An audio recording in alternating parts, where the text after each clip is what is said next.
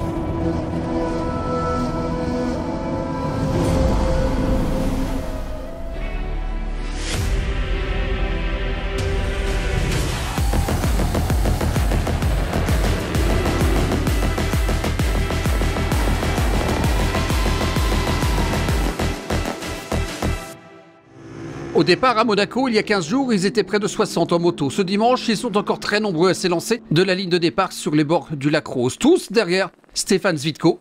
Le Slovaque a remporté 5 spéciales dans le sable mauritanien. Il a profité de l'erreur de Jerini pour s'emparer de la tête de la course et ne plus la lâcher. Stratégie payante.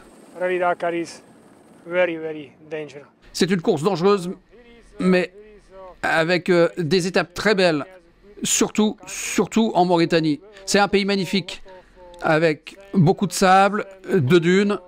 C'était vraiment merveilleux pour moi.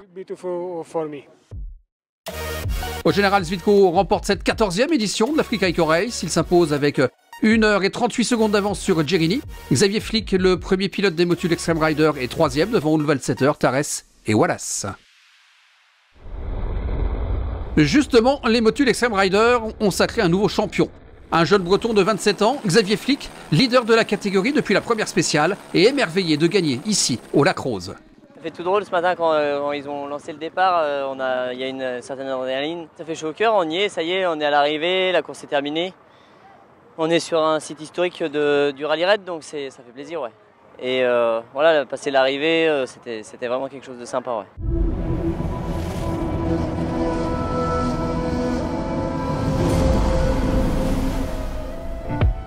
Dans le cadre du programme Énergie de l'Espoir mis en place par l'AMAD, l'Association mondiale des amis de l'enfance, l'Africa Eco Race a tenu à apporter sa pierre à l'édifice. Les organisateurs ont mis en relation toutes les parties prenantes pour que ce projet puisse voir le jour. Un projet porté avec beaucoup d'enthousiasme par le team Aventure 79, notamment donateur de panneaux solaires.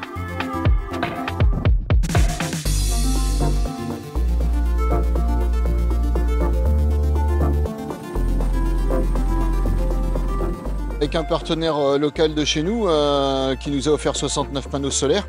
On a décidé de les offrir à l'Africa Eco Race via l'AMAD pour qu'ils puissent en bénéficier parce que pour eux c'était des panneaux qui ne pouvaient plus servir.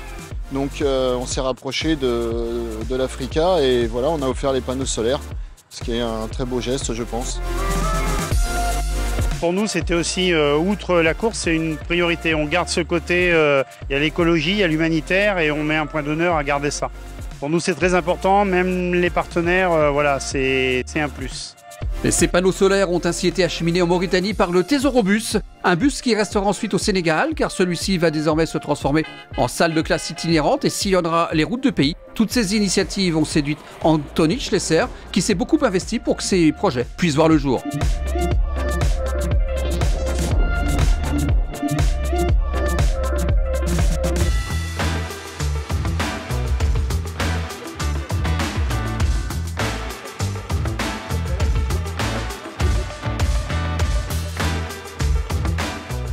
Quand j'ai entendu parler et que j'ai discuté avec les directeurs d'associations de Marema Dakar et Tesorobus, ils devaient acheminer ce bus à la base sans notre aide sur une opération indépendante. Et en fait, en discutant avec eux et par rapport à la position de l'Africa Eco Race sur des actions humanitaires éducatives, j'ai trouvé naturel de pouvoir leur tendre la main pour les emmener avec nous jusqu'à Dakar. En fait, ce bus, c'est une salle de classe itinérante, donc ça a vraiment un aspect éducatif pour les enfants qui n'ont pas accès à l'éducation. Et en échange, on va dire, pour mettre une pierre à l'édifice, ils nous ont gentiment proposé de transporter 70 panneaux solaires qu'on a reçus en don en 2020 du Team 79 qui court cette année aussi. Et donc du coup, ils nous ont filé un bon coup de main au niveau logistique, ce qui nous a permis hier à Ouadnaga en Mauritanie de pouvoir faire un don de 19 panneaux solaires à la commune pour l'électrification d'un forage électrique. À côté de ce don, nous avons pu récupérer des dons un peu à droite à gauche de tous nos différents concurrents. Ça va de livres scolaires, de médicaments, de vêtements. Donc on est vraiment très fiers de ça. Et à côté de ça, aujourd'hui, nous allons remettre 50 panneaux solaires, un peu plus de 50 panneaux solaires, dans le cadre du projet IRE, Programme Énergie de l'Espoir, qu'on a débuté avec l'AMAD mondial en 2017. Et ça va servir justement à électrifier, à mettre en route des centrales électriques pour des kiosques, des collèges, des cases de santé. Donc c'est toute une population qui est frontalière à la Mauritanie et qui est assez pauvre, qui va pouvoir bénéficier de tout ça.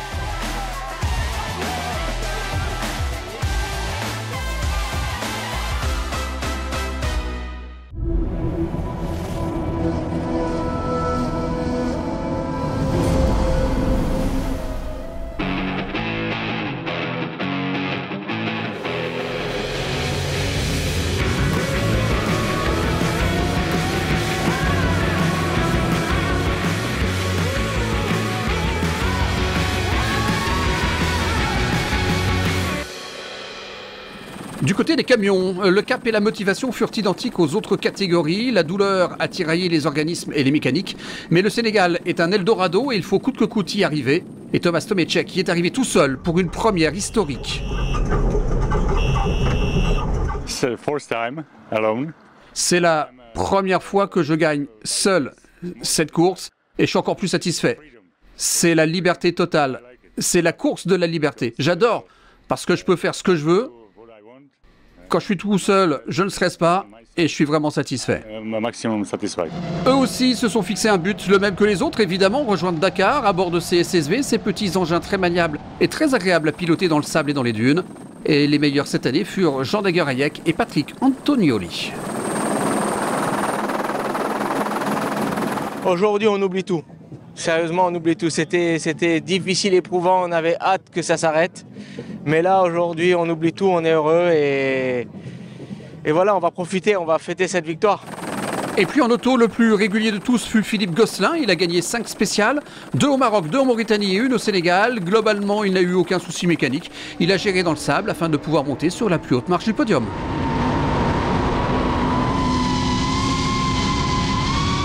Eh ben, ça représente un truc que j'avais pas imaginé un jour.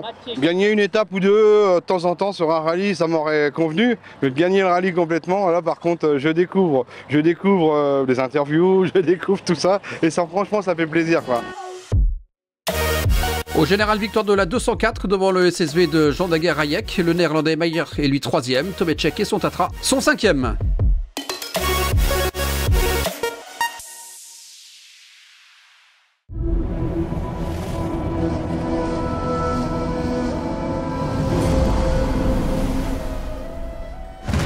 Des bagarres, il y en a eu à tous les étages cette année. Et tout cela dans le plus grand fair-play.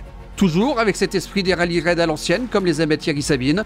Et avant de se donner rendez-vous pour la 15e édition du 11 au 26 mars prochain, entretien avec Jean-Louis Schlesser, fatigué après 2 semaines de course pour dresser le bilan. Fatigué parce qu'il a fait très chaud et je crois que s'il y a un hommage à rendre aujourd'hui, à part les problèmes que nous avons eu pendant la course, c'est au motard. Parce que la course a été très dure pour eux. En moto, le Slovaque Stevan Zvitko a impressionné le boss, surtout dans sa gestion de l'événement et de la concurrence. C'est un grand champion, il s'est battu aussi avec quelques autres grands champions derrière lui. Il a mieux négocié une étape, l'avant-dernière étape, où il y avait de la navigation et il a fait un trou énorme et puis après c'était terminé. Mais enfin, il y a des mentions à donner à plusieurs pilotes. Et justement, si on doit décerner une mention spéciale, on peut l'attribuer à Xavier Flick, vainqueur de la catégorie des motules Extreme Rider et 3e au général. Xavier, c'est quelqu'un d'extraordinaire. Il était en mal moto et puis tous les jours il était là, il était dans le coup. Quelquefois je lui ai dit écoute, calme-toi, t'es un peu trop chaud. D'ailleurs une fois dans les dunes, il a survolé les dunes et ça m'a fait peur. L'Africa Eco Race va donc entrer dans le livre des records car pour la première fois au monde, un homme seul gagne un rallye raid au volant d'un camion. De quoi impressionner Jean-Louis Schlesser. Thomas Tchek, c'est notre prestataire depuis le début d'ailleurs, pour ce qui concerne les balais. Il a une équipe d'exception et à la tête, lui, c'est vraiment quelqu'un d'incroyable. Parce que tout seul, bon c'est vrai qu'il est costaud, tout ce que tu veux, mais quand il faut changer une roue, ça lui est arrivé une fois, c'est vraiment un pneu, c'est énorme, c'est lourd. Je veux dire, c'est quelqu'un d'incroyable, c'est Hulk. Ce Monaco-Dakar a vu en SSV un concurrent gagner chez lui à Dakar. Il s'agit du Sénégalais Jean Daguerre-Rayak qui rentre donc chez lui en vainqueur. Ah, c'est magnifique. Moi je trouve ça bien, j'espère que l'année prochaine ça sera un Monégasque, peut-être qu'il gagnera la course en SSV. Et il a bien conduit, puis il a l'habitude du désert, la chaleur, et puis il était bien navigué. Il ne faut jamais dissocier le navigateur dans une performance comme celle-là. Enfin, les 2 Optimus du team MD faisaient figure de grands favoris. Philippe Gosselin succède ainsi au palmarès à Patrick Martin. Bon, ben là, c'était pas une surprise, hein, parce que ces voitures-là étaient... il fallait juste les amener au bout quoi, pour gagner. Il fallait pas casser la voiture, surtout, parce que le problème qu'on a toujours dans ce genre de compétition, quand c'est trop facile, on fait des erreurs. Voilà, ainsi s'achève cette 14e édition de l'Africa Eco Race et on se donne maintenant rendez-vous pour la 15e édition du 11 au 26 mars prochain. On se dit à dans 5 mois alors, ciao.